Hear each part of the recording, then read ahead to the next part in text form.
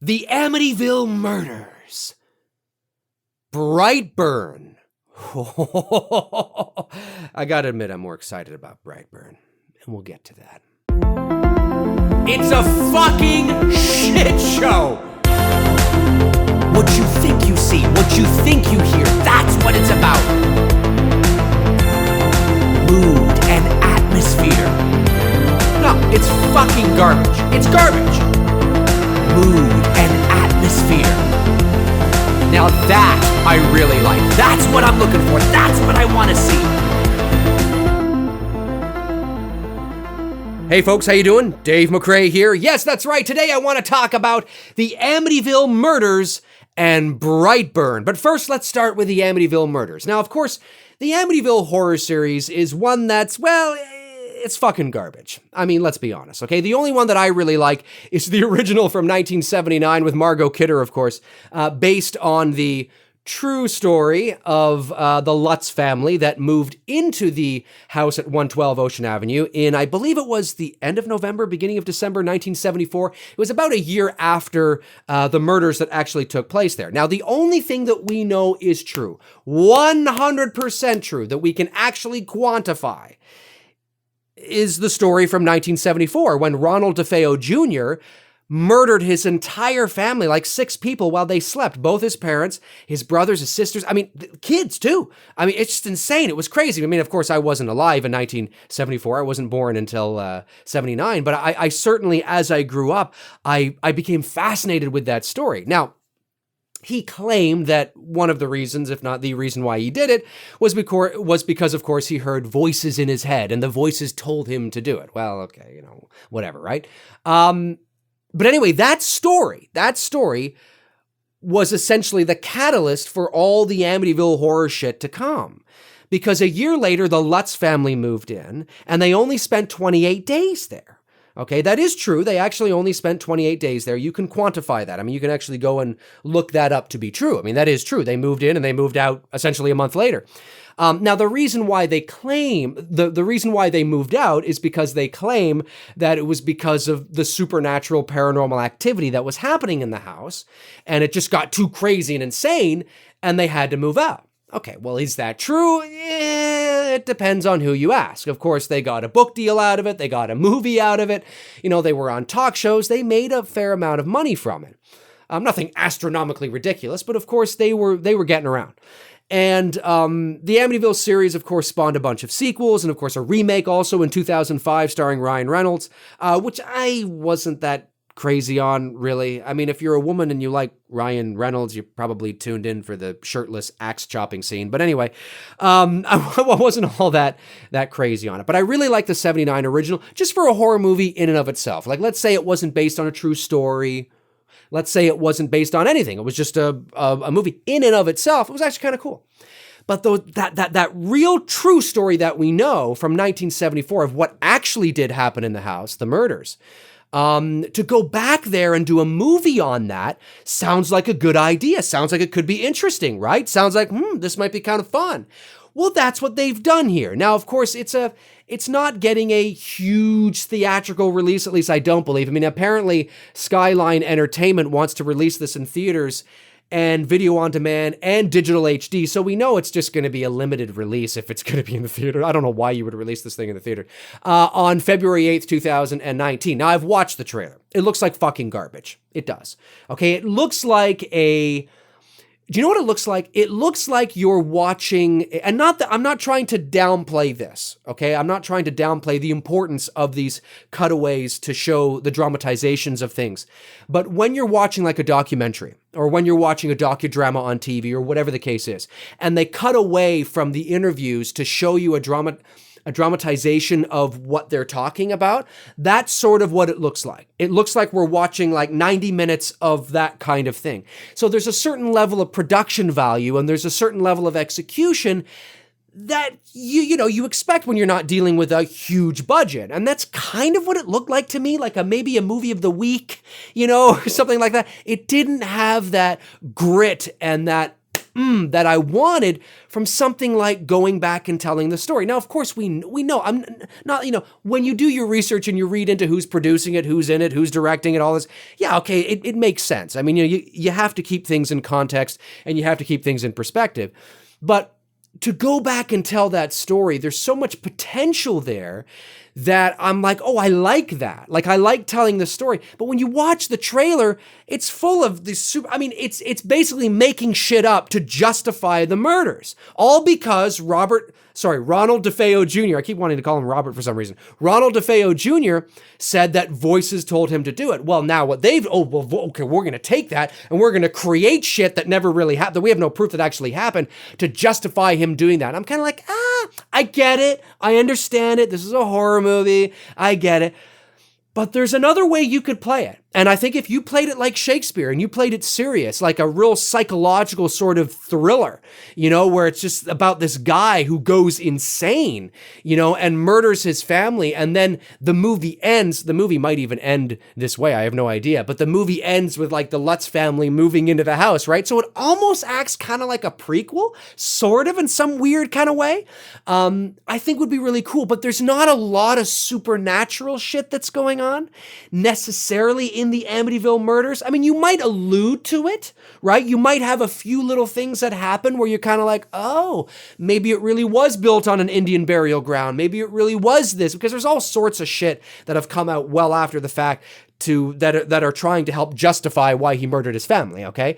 And maybe you could allude to some of those things, but really show that character downfall, but don't necessarily have all the sensational stuff around it, which makes it just look like, well, the way it looks. If you haven't checked out the trailer, check it out. It's the Amityville Murders. I don't really think it looks that great. I really don't. I think there's a lot of potential that you could, instead of going this way, you could take it this way. Maybe play it a little more serious. And it might be a better movie overall. I'm not saying it would be, but it doesn't do anything for me. I'm not rushing out to see this thing. I'm really not. That's just me. But comment below and let me know your thoughts. Are you excited about the Amityville Murders? I mean, that's the only thing we know is true. We know, absolute 100% we know that Ronald DeFeo Jr. murdered his entire family in 1974. We know that for a fact. Well, that in and of itself is like, whoa, fuck, what a, I mean, I just think that's juicy shit. But when you start just, throwing in shit that we know didn't happen just to justify that, it kind of makes it seem a little, I don't know, not crazy on that. Comment below and let me know your thoughts. Okay, let's move on to Brightburn. Okay, Brightburn. Have you guys seen the trailer for this? Brightburn is a new movie coming out next Memorial Day for you guys in the States. For us, it would be probably Victoria Day long weekend or the weekend prior to that. In May, okay, 2019. If you haven't checked out this trailer, check it out. It's from producer James Gunn, okay? And I believe his brother and his cousin wrote the script as well. It is essential. Let me read this to you here. So this is what it says from Esquire.com, but you can get this information from many sources online right now. A strange alien child crash lands on Earth on a lonely rural American couple's land.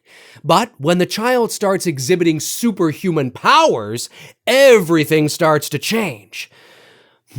Where have I heard this story before? Let's go on. Now, this scenario could go one of two ways. The child could use these powers for good, to learn how to control them and use them to save humans from evil. Right. Or the child could be frightened, scared, and lonely and use these powers for evil. Brightburn, the new film from director David Yarovesky and producer James Gunn, his first project since the Guardians of the Galaxy controversy, imagines this second scenario. The film follows a boy named Brandon, played by Jackson A. Dunn, who crash lands on the land of a couple, played by Elizabeth Banks and David Denman.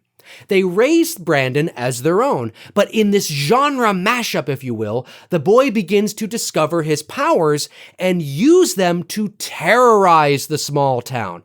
Fascinating. Now, for those of you that have seen the trailer, you know what I'm talking about with what I'm about to say. For those of you that haven't seen the trailer, you'll soon discover it if you go and watch the trailer. For the first couple of seconds, you're like, this is Superman. Like, what are they doing ripping off Superman, right? It plays out that way. You got the world, farmhouse, you got the alien crash landing, you got the raising it, you got the powers. And at first I'm like, what? But then, of course, it takes this turn. And you begin to realize, no, this is a conscious, creative choice. This is deliberate. They're not ripping off Superman. They're playing a what-if scenario. Okay, that's the story we know and love. And that is the original, that is the true story.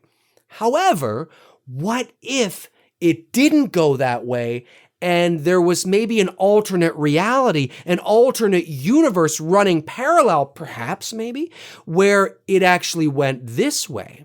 And by the end of the trailer, I was like, this is like, it plays out like a horror superhero kind of thing.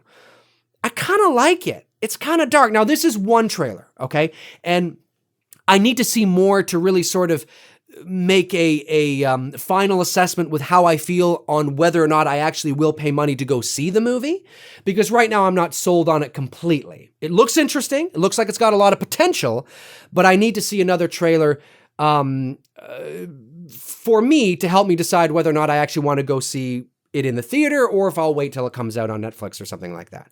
But certainly the concept has me intrigued, because by the time I got to the end of the trailer, I was thinking to myself what this could mean on a bigger picture scale for other superheroes and potentially other what-if scenarios, and maybe a universe building around that. Like, that's kind of intriguing to me, with a horror-centric element to it, right? Where they pull no punches. You gotta pull no punches. You can't make it all fluffy, and if you're gonna go there, you gotta go all the way. You can't just go and then kind of pull back a bit because, we have to remember that we're in a superhero. Yeah, that's fine. You're in but you gotta go all the way. You have to go all the way.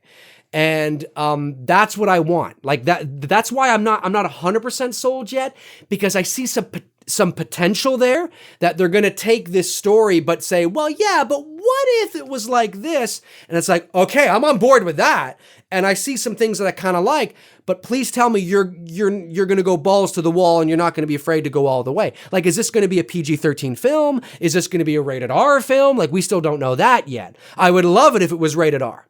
Okay, that doesn't mean that PG-13 films of this genre and this nature cannot work. Okay, I could get into all that, but that's a time for another video. But if it is rated R, that excites me even more. Okay, so yeah, I'm very curious by this foundation they've set with this idea, and it makes sense to start with the creme de la creme of all superheroes, which is Superman. Despite who your favorite is, he is the poster child, the epitome of a superhero. He is the granddaddy of superheroes, Superman. So you take that story, the foundation of that story, and you say, okay, but what about this? What if this happened? So it's almost like this alternate reality, this other universe. And it's like, wow, I kind of like that concept. I like that. I like the potential of it, is what I'm saying, and what it could mean for other superheroes. And that's what I thought by the end of the trailer. I was like, okay, you've got me intrigued. You haven't sold me yet 100%.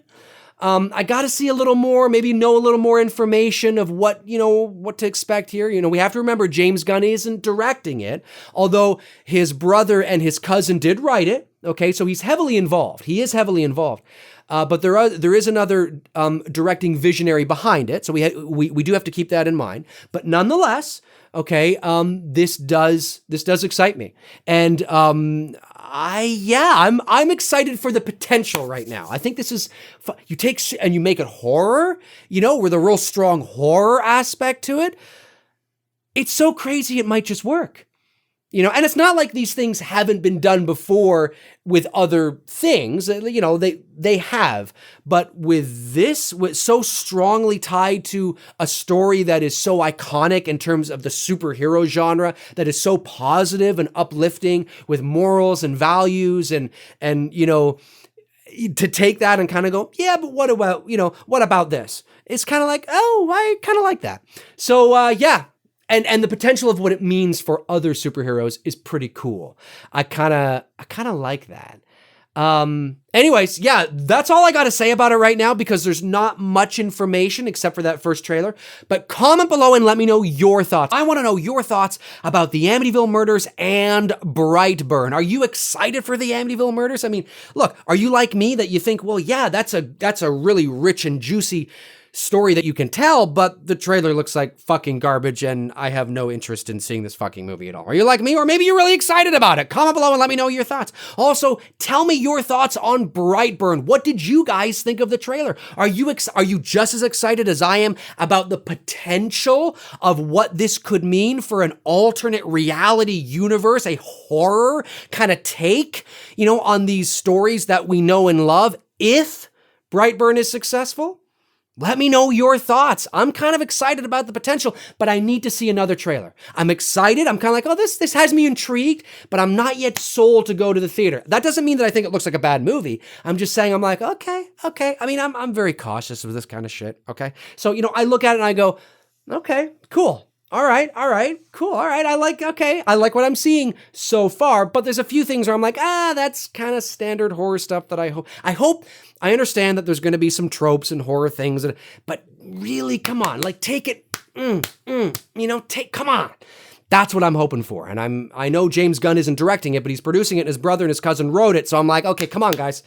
Come on, right? It looks like there's a lot of potential there. So comment below and let me know your thoughts on that as well. If you guys want to follow me on Facebook, you can at facebook.com/manythingsdavemcrae. That's where I tend to post in the meantime and in between time when I'm not posting here. The link is in the description as well as all my other links. Now, I probably won't speak to you guys again before Christmas, so have a Merry Christmas, and I think I'll probably speak to you again before New Year's, but if I don't, have a wonderful and happy New Year's as well, and I'll see you in 2019. But yeah, so that does it for me. Comment below and let me know your thoughts on these two things, man. Fuck. Yeah, and I don't know what the fuck that was. Anyway, yeah, I'll talk to you guys soon. Cheers.